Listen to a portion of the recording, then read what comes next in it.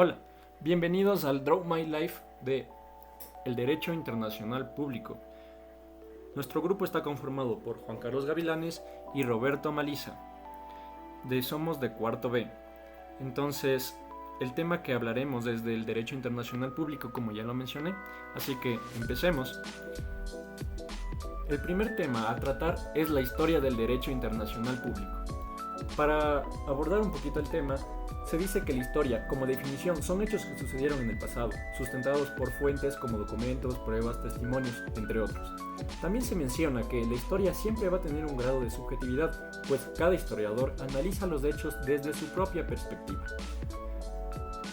El segundo tema a tratar es el sistema tribal de la antigüedad. La referencia más remota que se tiene del derecho internacional público lo encontramos en la época preestatal, donde todavía nos organizábamos como tribus o clanes y no teníamos el sistema que tenemos ahora. El periodo en el cual los humanos nos organizábamos sin un estado centralizado con la autoridad se basaba en un parentesco o en la fuerza, organizadas en tribus. Mayormente en este sistema sí existía lo que era el derecho de autotutela privada, es decir, cada persona hacía justicia por su propia mano. Predominaba la ley del talión. La primera muestra del tratado internacional data del año 3010, con un tratado entre Enmantum, rey de Lagash, y la ciudad de Uma, que fue escrito en piedra, y es considerado el primer tratado arbitral en la historia de toda la humanidad, que trataba del reconocimiento que Uma hizo con su nueva frontera. Asimismo, fue descubierto otro tratado entre el rey de Elba y el soberano de Asia. Consagraba las relaciones de amistad, y entre dos reinos también el tratado de Akkad y otros tratados más. Bien, seguimos con lo siguiente, que es el derecho panhelénico, que se deriva del griego pan, todos, y griego y helénico griego. Este derecho normaba principalmente aspectos bélicos, que eran las reglas de la guerra, arbitrajes y tratados y alianzas. Esto fue de suma importancia, ya que el derecho fue los cimientos del derecho internacional moderno. Seguimos.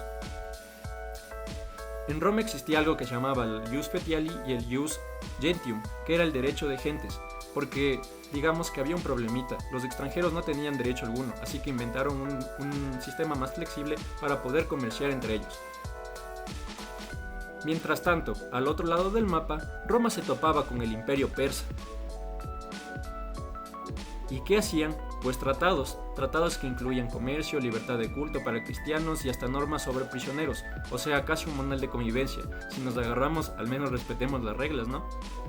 Luego llegó la Edad Media, cristiana en Occidente. Aquí los pueblos germánicos se repartieron Europa como si fuera un pastel, francos en Francia, visigodos en España, ostrógodos en Italia y así. Pero ojo, no había un sistema internacional como tal. Lo que sí había era violencia por todos lados. Aún así nacen ideas importantes, los pactos para la paz, la reglamentación de la guerra, el comercio para ordenamiento y la iglesia metiéndose para calmar pleitos, como el papa mediando una pelea. Bueno, seguimos. Eso sí, la guerra se volvió con un poco más caballeresca, se prohibieron las guerras privadas y apareció el código de honor del caballero medieval. Y los teólogos exigían que las guerras tuvieran ciertas reglas, y si había disputas, pues arbitraje como el Papa Supremo.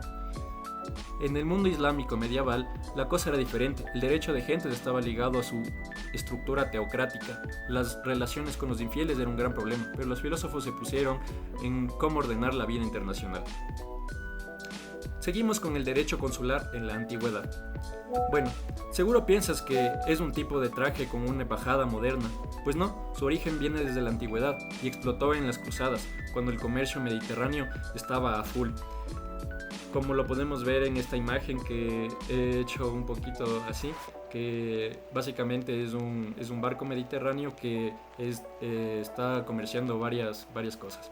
Bueno, según Heródoto, los griegos aceptaban un magistrado en Náucrates que resolvía los líos de los fenicios, pero con las leyes de ellos. Era como decir, tú quédate tu propio juez portátil. De ahí nacen dos palabras claves, el próstates y el proxenie. Era un contrato para que un ciudadano protegiera oficialmente a otro estado. Muy bien, en Roma, donde al principio ser extranjero era sinónimo de enemigo, suavizaron las cosas. Aparecieron el hospitium el patronato y el pretor peregrinus, más humano pero igual complicado. Ya en la Edad Media nace el cónsul in patribas ultramarini, o sea, un funcionario enviado a defender sus comerciantes. Seguimos, el sistema clásico.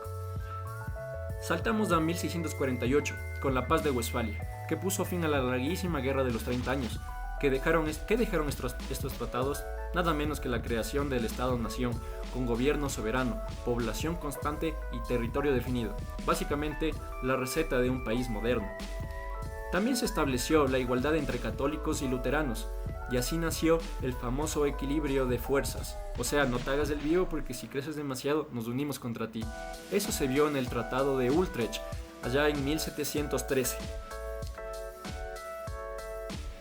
Además, las embajadas permanentes, los tratados comerciales, el de Methuen en Portugal en 1703 y hasta la cláusula de nación más favorecida en Francia en 1786. Eso sí, se firmaron tratados de esclavitud porque el mundo no era tan justo todavía. Y el broche de oro fue la Declaración de los Derechos del Hombre y del Ciudadano, hechos en 1789. Esto inspiró emancipaciones en América, gracias a Antonio Nariño, que le tradujo al español. Y bien, seguimos con el siguiente tema, el Sistema Internacional de Transición. Después de la Revolución Francesa, todo cambió. En 1789, Jeremías Bentham propuso un proyecto de paz universal. Sonaba bonito, desarme, libertad de comercio, tribunales de arbitraje, pero mientras él soñaba con paz, en África arrancaban esclavos de sus tierras para venderlos en América, contradicciones en todo lado. Luego vino el Congreso de Viena en 1815. Reyes y diplomáticos querían frenar las revoluciones y restaurar la monarquía. Resultado, paz relativa, libre navegación en ríos y abolición de la trata de esclavos. Pero ojo, todo esto se hacía sin contar a los pueblos, solo decidían los reyes. Luego se formó la famosa pentarquía, 5 potencias vigilando a Europa. Pero las revoluciones siguieron. Napoleón III, la guerra de Crimea, la independencia de Bélgica, la independencia de Grecia y más tarde Albania. El mapa europeo se movía como piezas de ajedrez. Luego, en 1914, llega la Primera Guerra Mundial.